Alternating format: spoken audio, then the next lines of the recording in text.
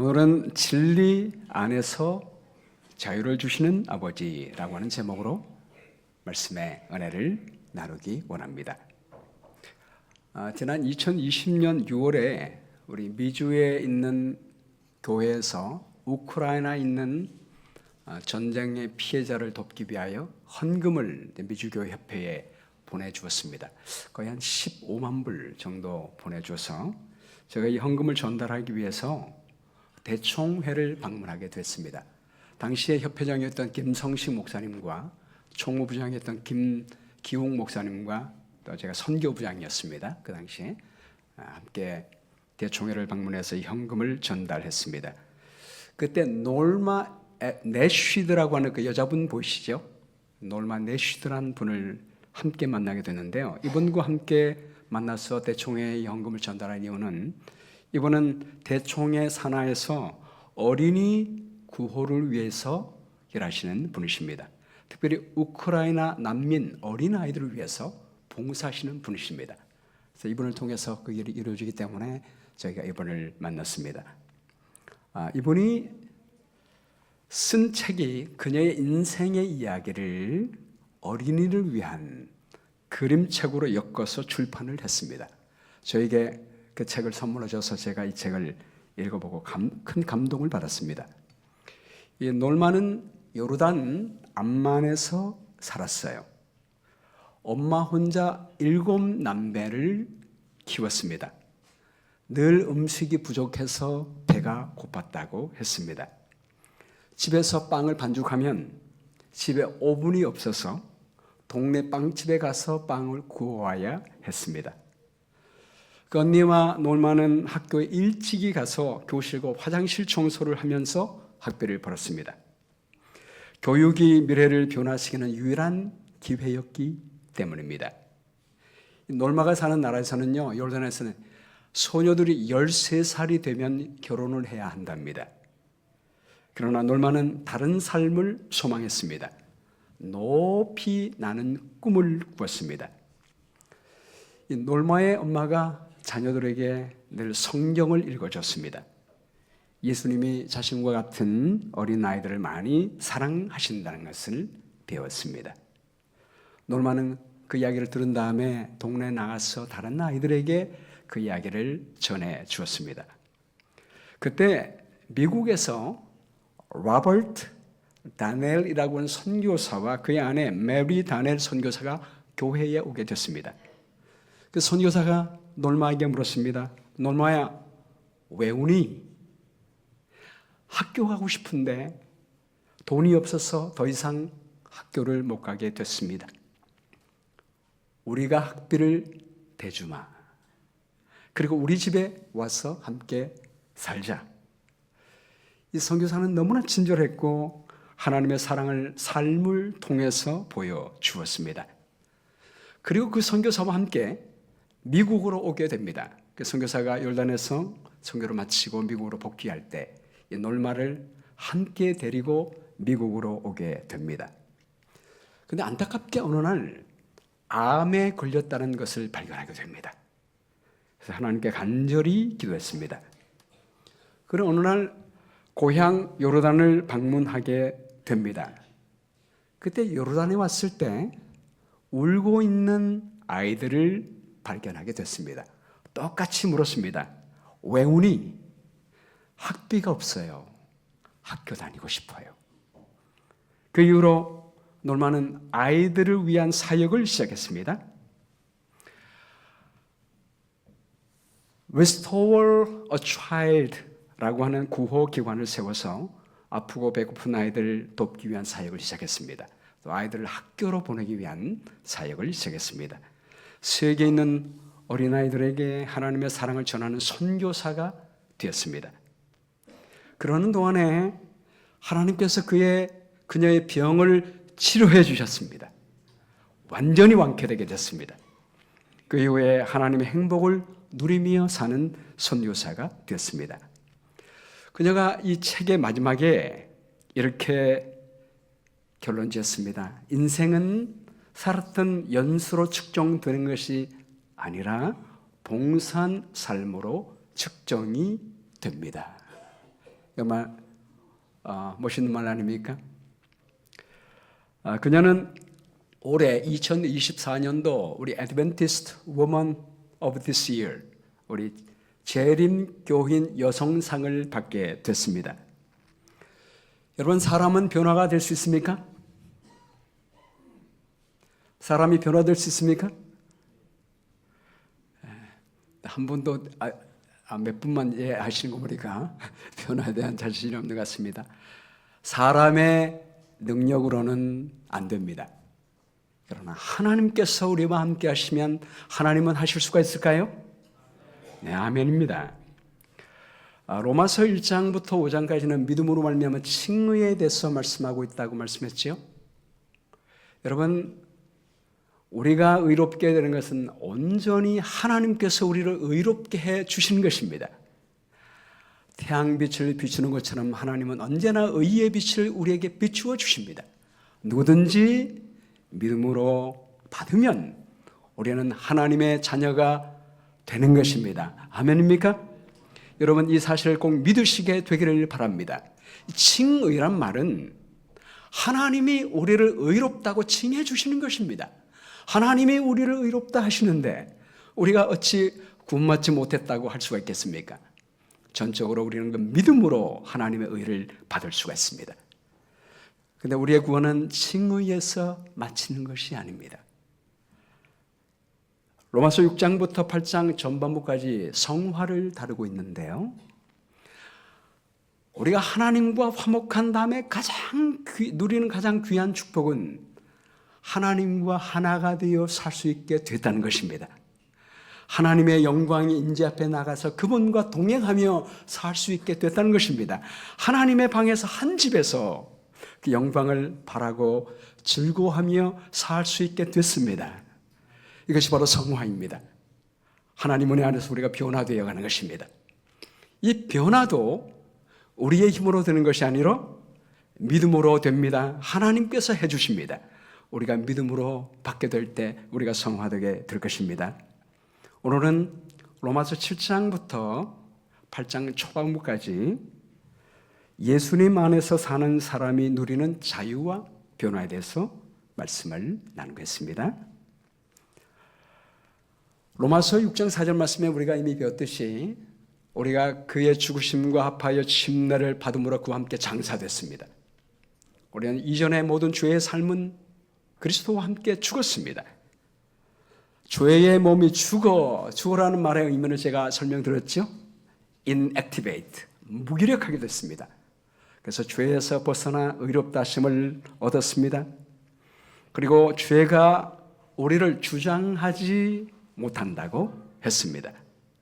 이제는 우리가 죄로부터 해방되고 거룩함에 이르는 열매를 맺고 영생을 누리게 되었다라고 말씀하고 있습니다.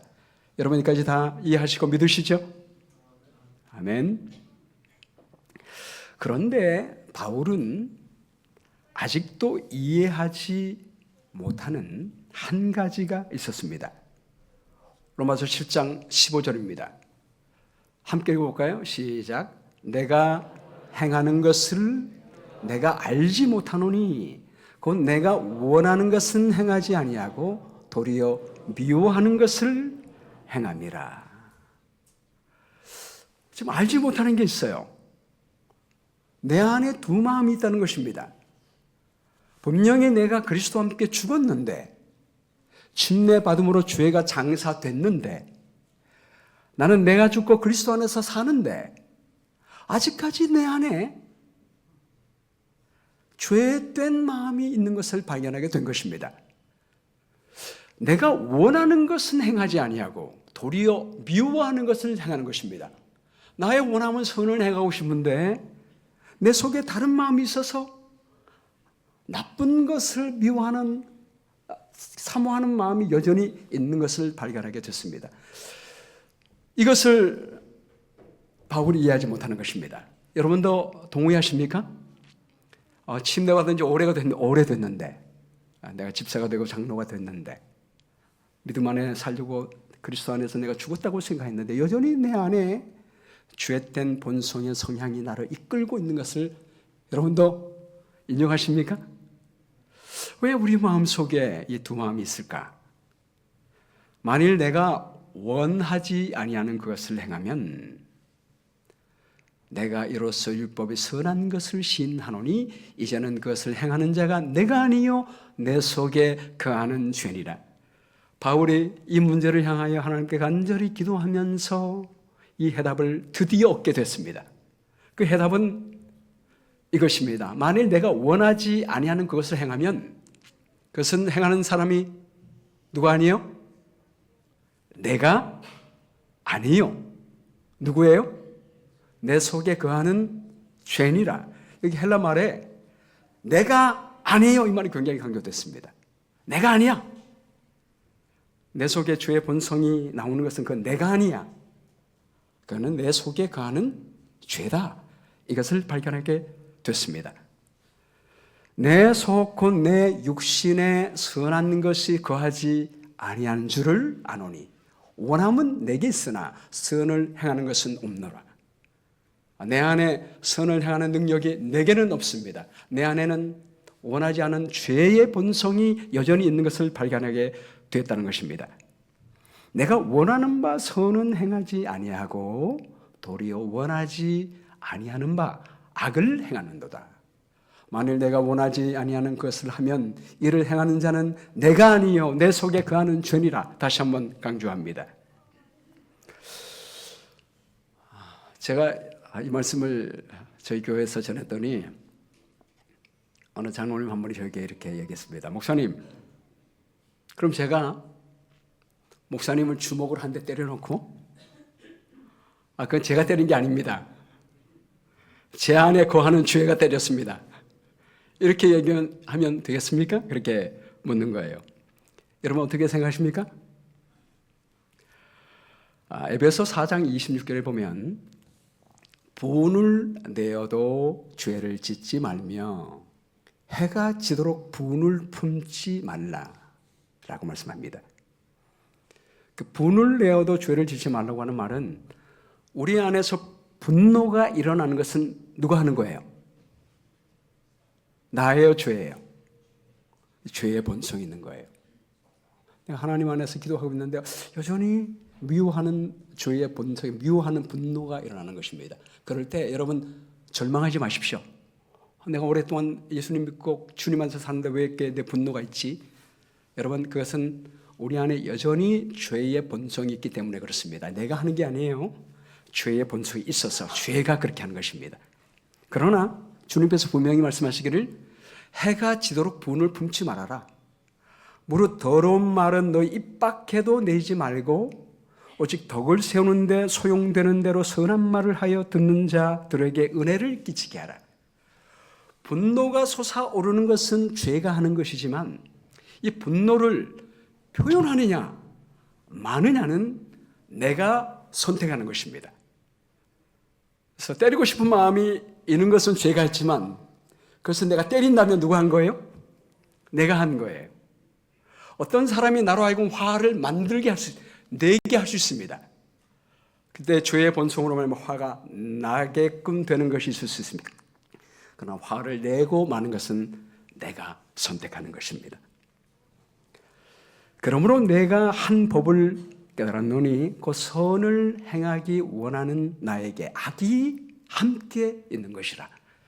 내 속사람으로는 하나님의 법을 즐거워하되 내 지체 속에서 한 다른 법이 내 마음의 법과 싸워 내 지체 속에 있는 죄의 법으로 나를 사로잡는 것을 보는도다. 바울은 우리의 마음속에 대쟁투가 있는 것을 알게 됐습니다. 선한 마음과 악한 마음이 동시에 있는 것입니다. 대쟁투입니다. 여러분 각 시대 대쟁투에 있어서 가장 강한 대쟁투의 격전지는 어디입니까? 우리의 마음입니다. 우리의 마음이 대쟁투의 격전지인 것입니다. 여러분께 한 가지 질문 드리겠습니다.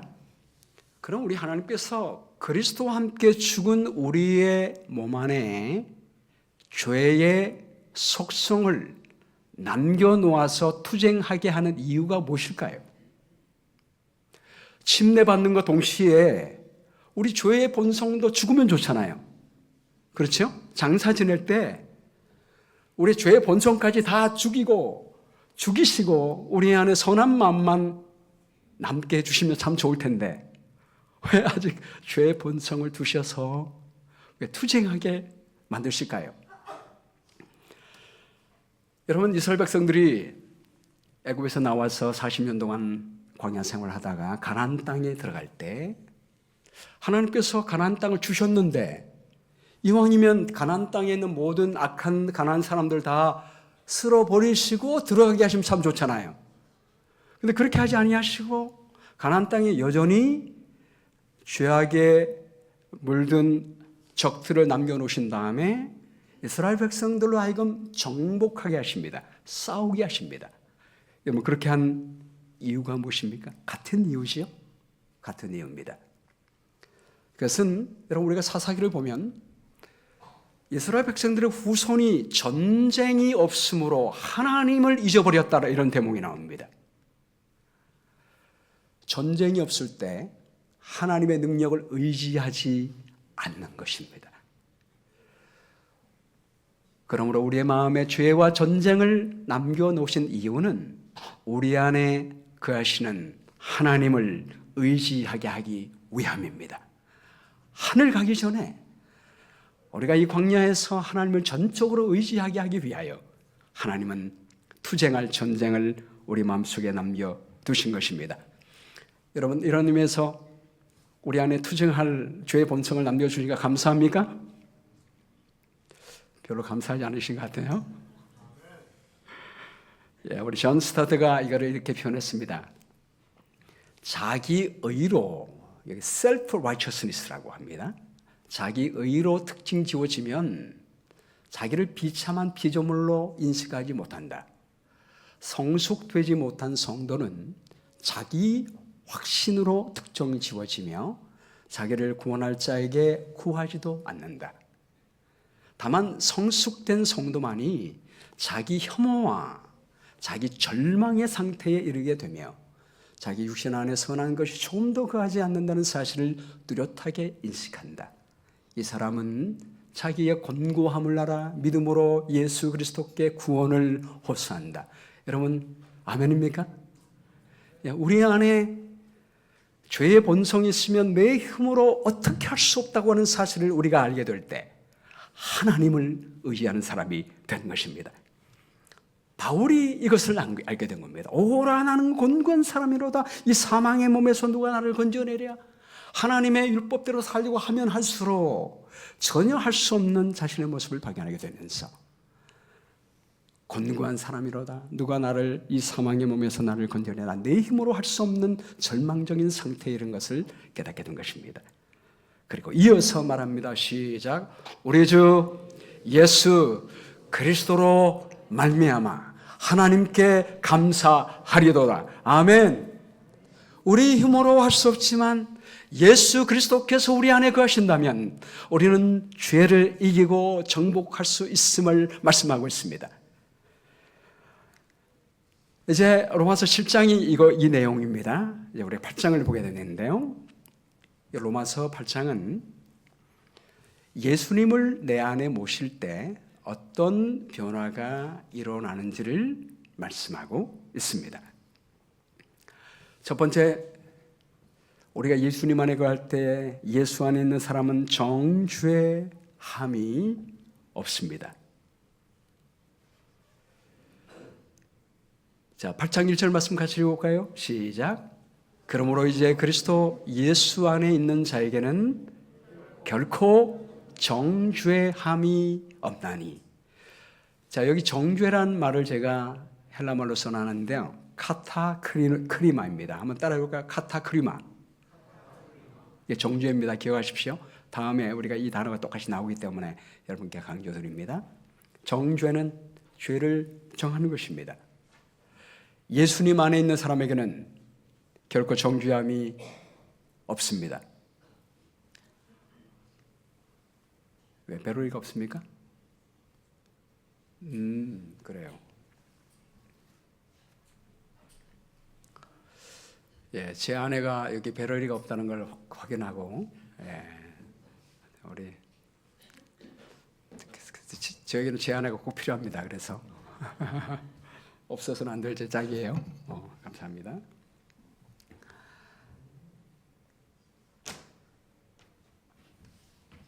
우리 그리스도 안에 있는 사람은 죄의 본성이 우리에게 있다 할지라도 우리 예수님은 우리 안에 있는 그 죄의 본성을 정죄하지 않으십니다. 마가복음 5장을 보면 거라사인 지방에 더러운 귀신 들린 사람이 무덤 가운데 살고 있었습니다. 귀신에 들렸기 때문에 아무도 그를 제어할 수가 없었습니다. 밤낮 무덤 사이에서 산에서나 늘 소리를 지르며 돌로 자기의 몸을 해하고 있었습니다. 처음에는 그가 원하여 귀신이 들렸지만 그가 너무 괴로워서 귀신에서 해방되고자 했지만 그 다음에 귀신은 나가지 않았습니다. 그렇지만 하나님의 아들께서 자기를 도와줄 수 있음을 마음에 믿게 됐습니다. 우리 예수님은 그의 마음을 아시고 그를 찾아가셨습니다. 얼마나 좋으신 예수님이십니까? 예수님 오신 모습을 멀리서 보고 달려가서 그가 그토록 원하는 구원을 요청하기를 원합니다. 달려가서 뭐라고 하고 싶었을까요? 예수님, 저를 귀신에서 쫓아내 주십시오 라고 말하고 싶었습니다. 그런데 그 순간에 자기가 그 말을 하고 싶은데 귀신이 대신해서 말합니다. 지극히 높으신 하나님의 아들 예수여, 나와 당신이 무슨 상관이 있나이까? 원하건대 하나님 앞에서 맹세하고 나를 괴롭히지 마옵소서 라고 말합니다. 여러분, 그 순간에 이 사람이 얼마나 절망했겠습니까? 이제 예수님 앞에서 도움을 요청하는데 그 말마저 할 수 없으니 얼마나 절망했겠습니까? 감사한 것은 예수님께서 이미 그에게 이르시되 더러운 귀신아 그 사람에게서 나오라 명하셨습니다. 여러분, 우리 예수님은 우리가 말을 하지 않아도 우리의 마음을 보시고 마음의 소원을 들으시는 분이심을 믿게 되기를 바랍니다.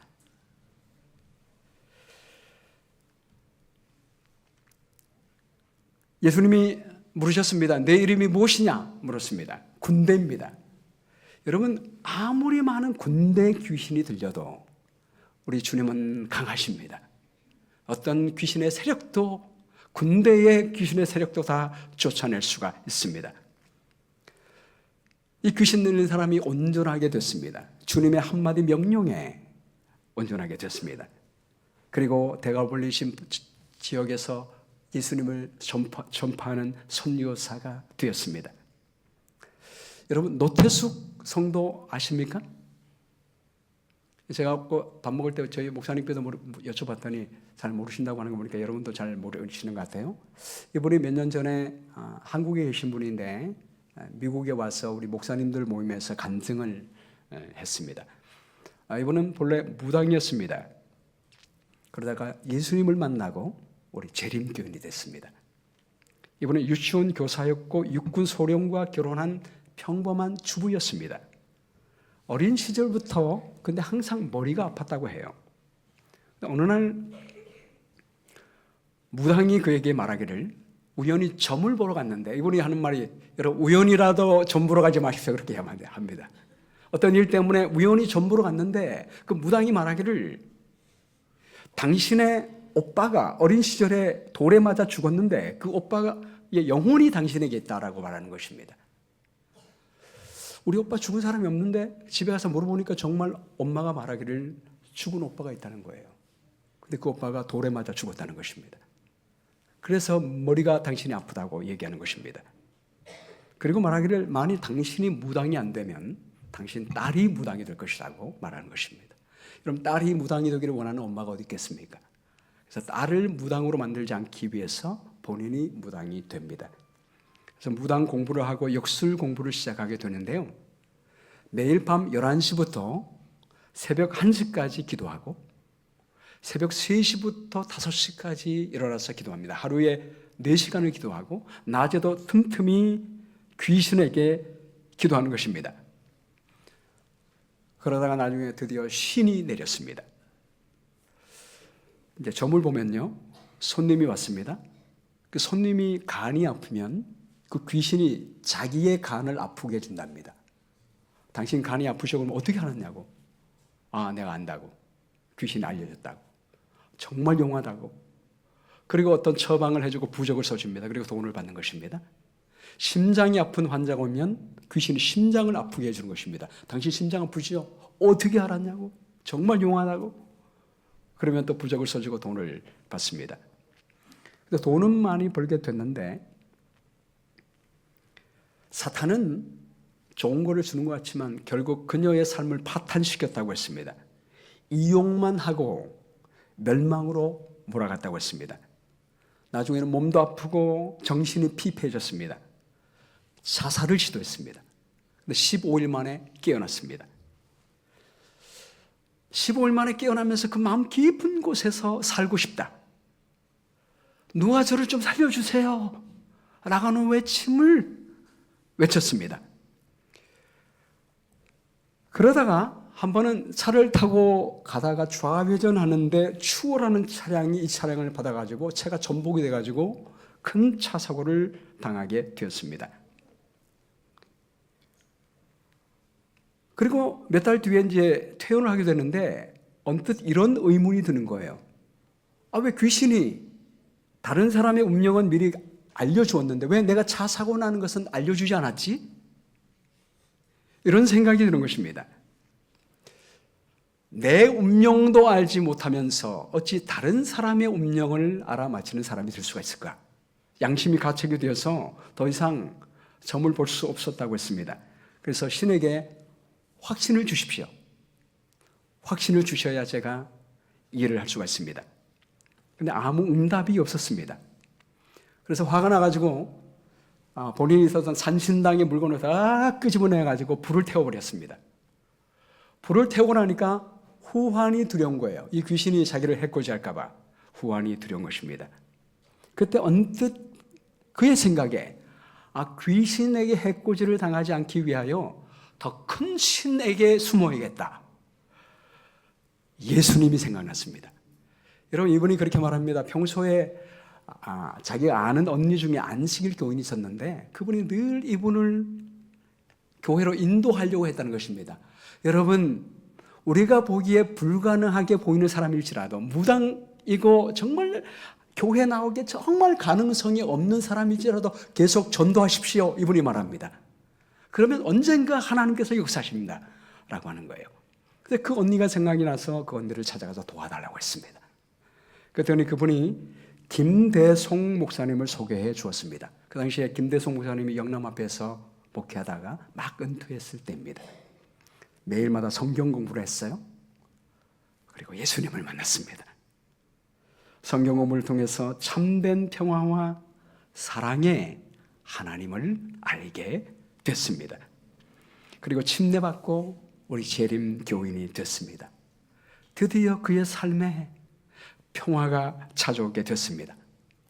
지금 그분이 미국에도 2번 정도 와서 간증을 들었는데요. 우리 한국을 다니면서 세계를 다니면서 우리 예수 그리스도로 우리 마음속에 영접하게 될 때 하나님께서 우리를 사탄에서 해방시켜 주시며 참된 평화를 주신다고 간증하며 다니고 있습니다.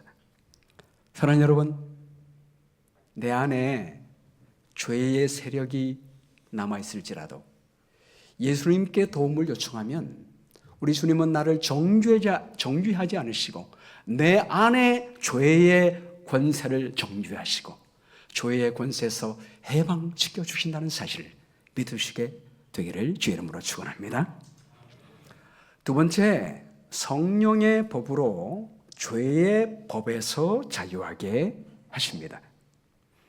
로마서 8장 2절 말씀에 보면요, 이는 그리스도 예수 안에 있는 생명의 성령의 법이 죄와 사망의 법에서 너를 해방하였음이라 라고 말씀하십니다. 여기 강조된 게 법입니다. 성령의 법이고 사망의 법이 강조되고 있습니다. 로마서 7장 21절부터 24절에 오면 법이 4가지 법이 나옵니다. 첫 번째, 하나님의 법이 나와요. 두 번째, 내 마음의 법이 있습니다. 그리고 죄의 법이 있습니다. 내 마음의 법은 하나님의 법을 지키고 싶어요.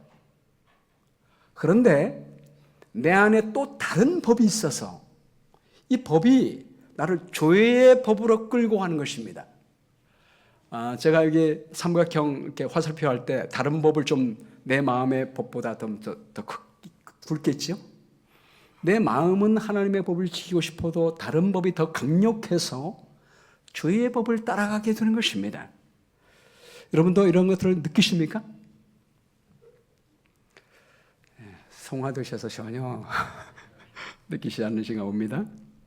근데 감사한 것은 이는 그리스도 예수 안에 있는 생명의 성령의 법이 죄와 사망의 법에서 너를 해방하였습니다. 우리에게 생명의 성령의 법이 있습니다. 성령께서 우리 안에 거하시면 생명의 성령의 법이 내 안에 다른 법보다 훨씬 더 강력하십니다. 그러므로 생명의 성령의 법이 우리로 하여금 하나님의 법을 지킬 수 있도록 해주신 것입니다. 율법이 육신으로 말미암아 연약하여 할 수 없는 그것을 하나님은 하시나니, 여러분 율법은 문제 없습니다. 율법은 선하고 의로운 것입니다. 문제는 우리가 죄되기 때문에, 우리의 죄의 본성 때문에 우리가 연약하여 하나님의 법을 지킬 수가 없는 것입니다. 그러나 누구는 하셔요? 하나님은 하십니다. 할렐루야. 하나님은 하십니다. 곧 죄로 말미암아 자기 아들을 죄 있는 육신의 모양으로 보내어 육신의 죄를 정하사라고 했습니다. 제가 아까 정죄함이 없나니 이 말 카타크리노 이렇게 기억하라고 했죠.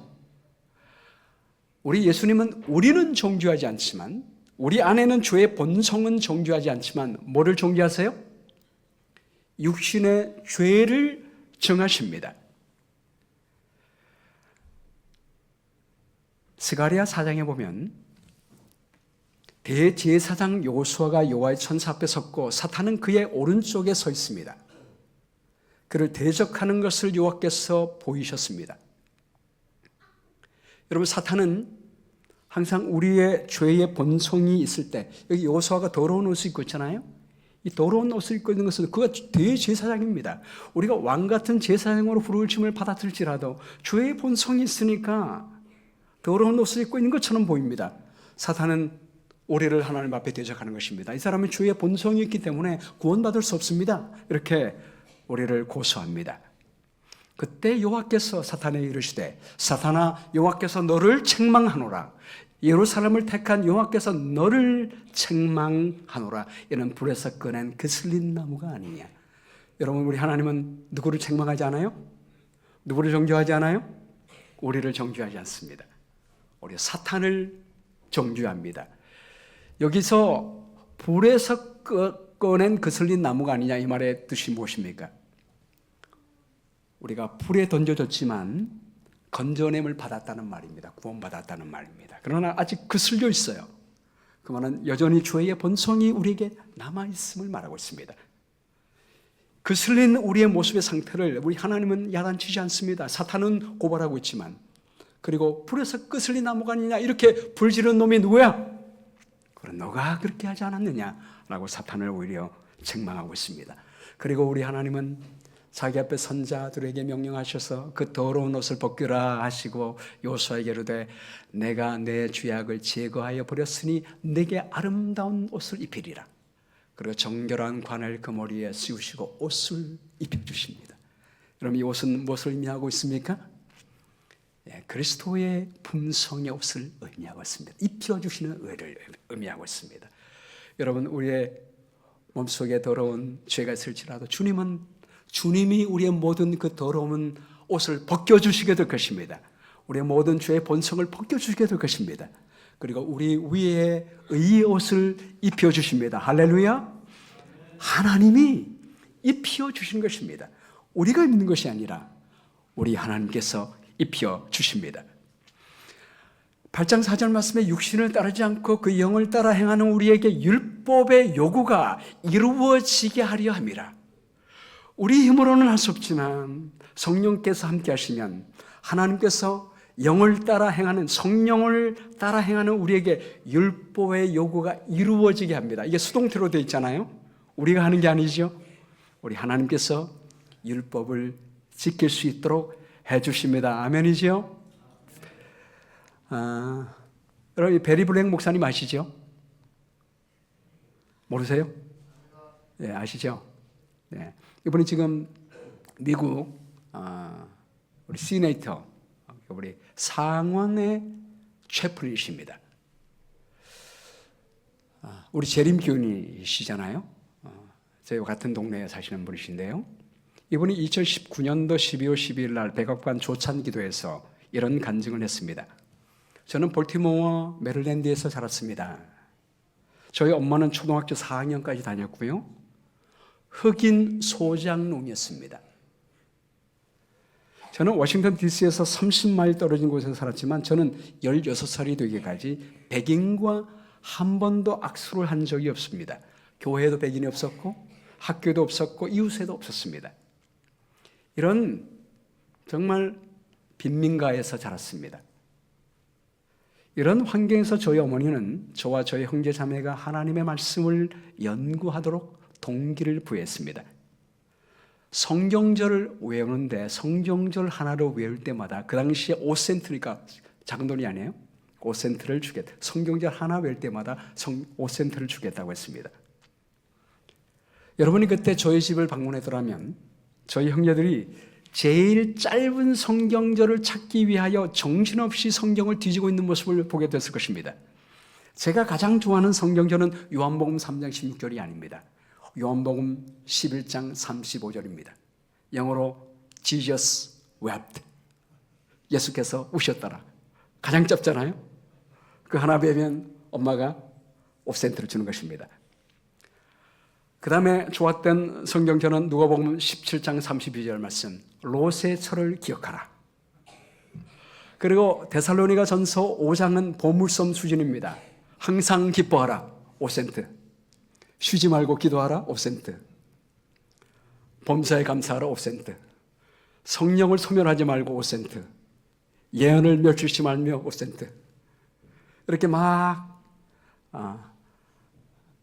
외고 있으니까 엄마가 잠깐 네가 아무리 많이 외도 25센트 이상은 줄 수가 없다. 그렇게 말을 했습니다.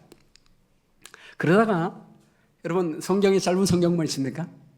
다 외고 나니까 더 이상 짧은 성경이 없습니다. 이제 긴 성경을 외울 수밖에 없습니다. 어느 날 베드로전서 1장 18절 말씀을 외우는데 너희가 알거니와 너희 조상이 물려준 헛된 행실에서 대속함을 받은 것은 은이나 금같이 없어질 것으로 된 것이 아니요 오직 흠없고 점없는 어린 양 같은 그리스도의 보배로운 피로 된 것이니라. 여러분 이 성경절이 이 소년의 인생을 변화시킵니다. 단지 10살밖에 안 됐지만 이 성경절이 무엇을 의미하는지 충분히 알았습니다. 그가 이렇게 말했습니다. 어떤 것에 대한 가치는 그것을 사는 사람이 기꺼이 지불하고자 하는 가격에 달려있다. 하나님이 나를 구원하시기 위하여 무엇을 지불하신 거예요? 하나님의 하나밖에 없는 독생자의 생명, 그 피를 지불하신 거예요. 그것을 아는 순간에 그의 모든 열등감이 사라졌다고 했습니다. 흑인 빈민가에서 정말 열등감이 완전히, 자존감이 완전히 떨어진 상태에 살아가는 이 소년이 자기를 구원하기 위하여 하나님의 아들께서 그 생명을 주셨다는 사실을 알게 될 때 열등감은 순식간에 사라지고 만 것입니다. 그리고 이제부터는 5센트를 얻기 위하여 성경을 외는 것이 아니라 나를 위하여 죽으신 그분을 알고 싶어서 성경절을 외기 시작했다고 했습니다. 여러분 그 결과 이분이 별명이 뭐냐면 걸어다니는 성경입니다. 어릴 때부터 그렇게 성경을 외니까 성경의 많은 부분을 암송합니다. 하나님의 말씀이 그 속에 들어가니까 하나님께서 그를 사용하기 시작했습니다. 그러니까 나중에 채플에 들어갔는데요. 미 해군 군종감이 됩니다. 군종감은 투스타예요. 미 해군 전체에 군목들이 있는데 그 중에 최고의 사람입니다. 여러분 미국에도 지금 민주주의 나라지만 흑인 유색인종에 대한 차별이 없는 것이 아닙니다. 차별이 있습니다. 위로 올라갈수록 경쟁이 심할 때 차별이 있습니다. 그런 차별 있는 세상에서 흑인으로 최초로 군종함이 된다는 거 쉽지 않습니다. 그리고 이제 나중에 이제 우리 미 상원 의원 원목이 됩니다. 여러분 상원 의원 원목은요, 상원의 담임 목사예요. 백악관의 담임 목사입니다. 대통령이 취임하게 되면 상원 의원 최본인이 기도해 줍니다. 여러분 우리 재림 교인들이 군목이 될 수 있는 걸 보면 우리 한국보다는 미국이 훨씬 더 우리 재림교회에 대한 편견이 없습니다. 그러나 미국에도 우리 각 교파 사람들이 있기 때문에 재림교회에 대한 편견이 없는 건 아닙니다. 특별히 상원의원 올라갈 때는 상원들이 전체가 그중에서 다수가 투표해야 합니다.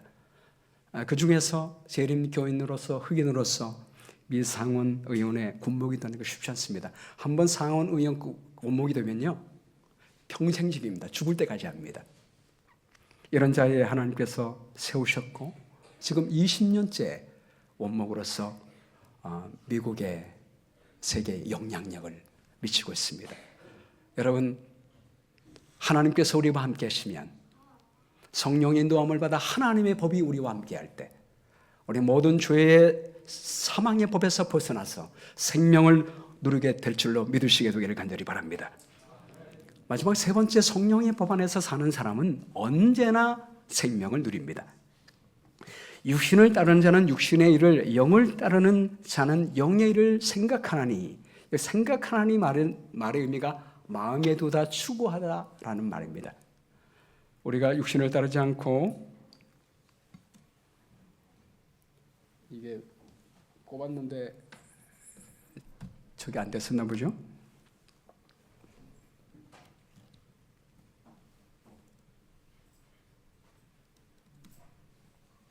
들어오기까지 계속하겠습니다. 우리가 영을 따르는 사람은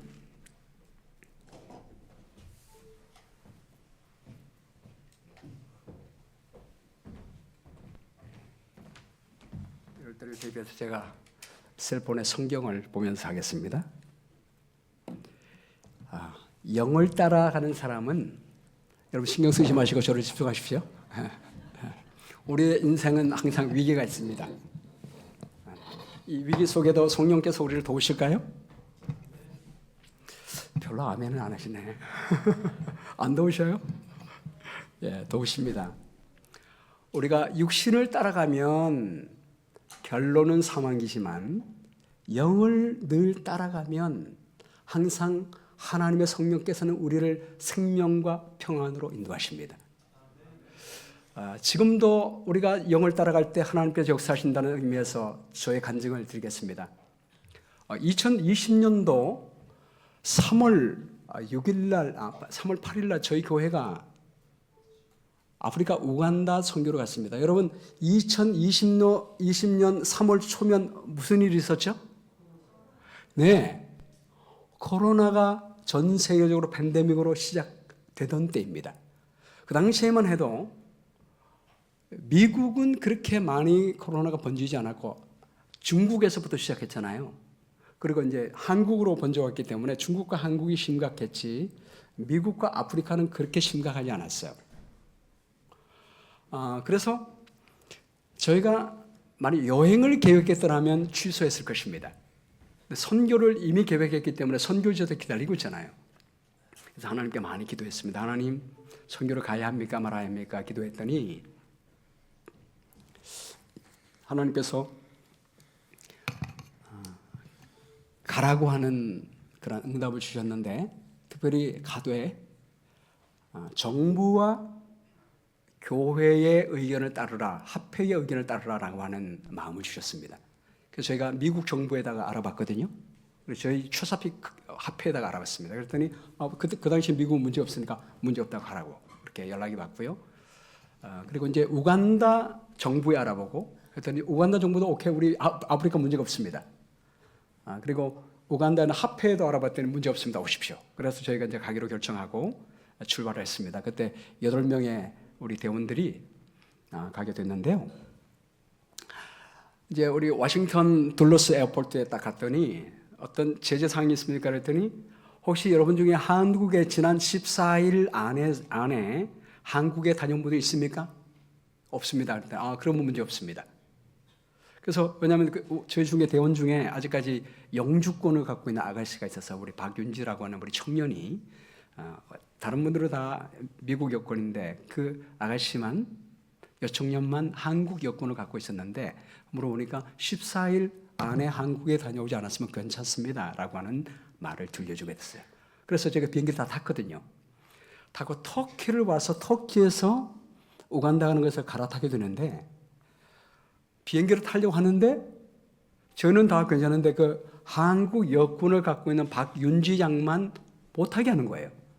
왜 그러냐 그랬더니 우간다 정부에서 5시간 전에 법을 바꿨다는 것입니다. 한국 여권을 갖고 있어도 그 문제가 있는 나라의 여권만 갖고 있어도 입국하지 못하게 하겠다는 거예요. 난감합니다. 여러분 어떻게 우리 대원을 한 사람 띄워놓고 가겠습니까? 그때 뭐 해야 될까요? 기도했습니다. 하나님께서 지혜를 주셨습니다. 그래서 우리가 출발할 때는 10시간 전인데 그때 기준으로 해야지 왜 바뀐 기준으로 하냐라고 했더니 그분이 얘기해 보니까 맞잖아요. 그래서 타라고 해가지고 저희가 타고서 우간다에 도착했습니다. 도착한 다음에 바로 그날 밤에 미국 여권을 갖고 있는 사람도 안 된다고 법이 떨어졌습니다. 우리가 하루만 늦었어도 오지 못할 뻔했습니다. 저희가 간 곳이 루벤뚜라가라라고 하는 지역이에요. 그것은 재림교인이 한 명 있는 곳입니다. 그 한 가정이 하나님께 간절히 기도했습니다. 하나님 이곳에 재림교회가 세워지게 해주세요 라고 기도했다는 사실을 알게 됐습니다. 하나님께서 그분의 기도의 기도를 들으시고 응답하신 것입니다. 거기 가서 저희가 전도회도 하고 어린이 성경학교도 하고 의료 선교도 했습니다. 세 가지 다 하고요. 어린이 전도를 했는데 매일마다 500명이 왔어요. 거긴 천주교가 굉장히 강한 지역이었는데 매일마다 500명의 어린이가 오고 저희가 피부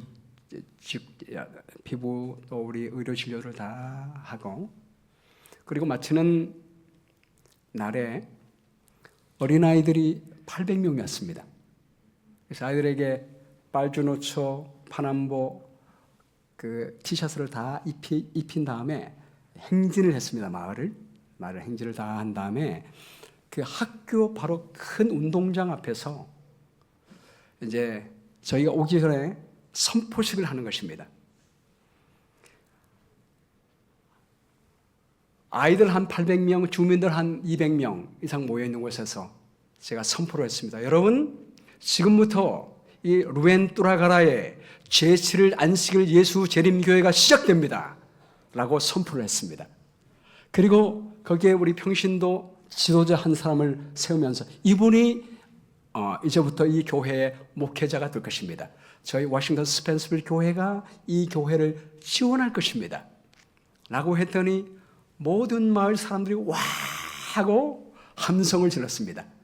그때 김성규 장로님이 사진을 찍었는데 그 사진을 보여드려야 되는데 안 나와서 참 아쉬운데 김선규 장로님이 이런 간증을 했습니다. 목사님, 제가 사진을 찍기 위해서 있는데 루엔뚜라가라 교회가 시작합니다라는 선포가 일어날 때 성령의 바람이 샥 하고 부는 것을 제가 느끼게 됐습니다.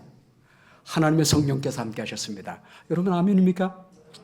하나님께서 우리와 함께 하신 것을 느꼈습니다.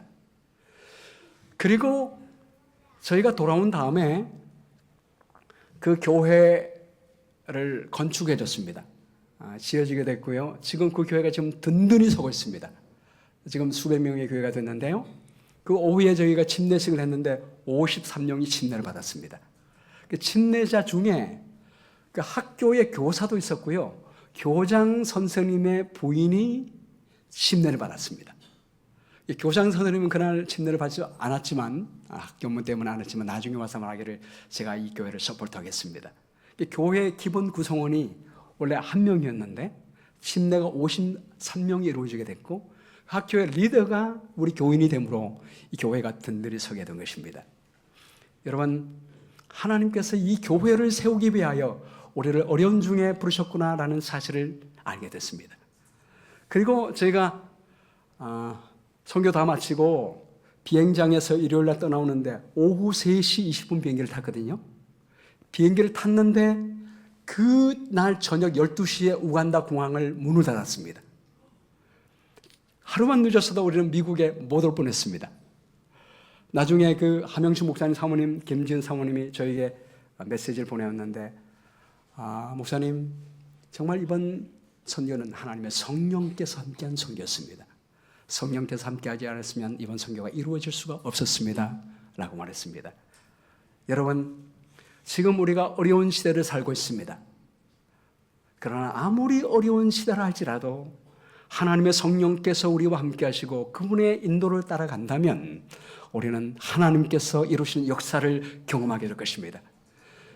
이번에 어떤 분들이 계엄령이 선포되고 나니까 이 나라를 떠날 준비를 해야 되나 그렇게 말씀하시는 분이 저에게 있는 거예요. 그리고 미국 영주권을 좀 받아야겠다고 하는데 제가 그랬습니다. 미국에 사는 저희도 지금 미국을 떠나려고 하는 분들도 있습니다. 그렇게 얘기했습니다. 여러분, 앞으로 이제 이 세상이 얼마 남지 않았고 어려운 일들이 있게 될 것입니다. 그러나 염려하지 마십시오. 하나님의 성령께서 우리와 함께 하시고 우리가 성령 하나님을 따라간다면 하나님께서 어려운 상황에도 하나님의 일을 이루어 주실 줄로 믿습니다. 여러분, 마지막으로 성경절 말씀, 여러분 성경 안 갖고 오셨죠? 제가 읽어드리겠습니다. 로마서 8장 11절 말씀에 예수를 죽은 자 가운데서 살리신 이의 영이 너희 안에 거하시면 그리스도 예수를 죽은 자 가운데서 살리신 이가 너희 안에 거하시는 그의 영으로 말미암아 너희 죽을 몸도 살리시리라. 우리 죽을 몸도 살리시리라, 이 말이 중요합니다. 지금은 우리의 몸 안에 죄된 본성이 있어서 싸워야 하지만 그러나 우리가 이 싸움을 승리하고 싸우면서 그리스도와 하나가 되는 연습만 이룬다면 우리 예수님 재림할 때 주님이 우리의 죄된 본성을 변화시켜 주셔서 새로운 몸을 주시게 될 것입니다. 하늘에 가서는 더 이상 본성과 싸울 필요가 없습니다. 새 몸을 가지고 하늘에서 영원히 살게 될 것입니다. 여러분, 그 나라에 우리 가기까지 믿음의 선한 싸움을 싸우시고 승리하시는 주님의 귀한 백성 되기를 주의 이름으로 축복합니다.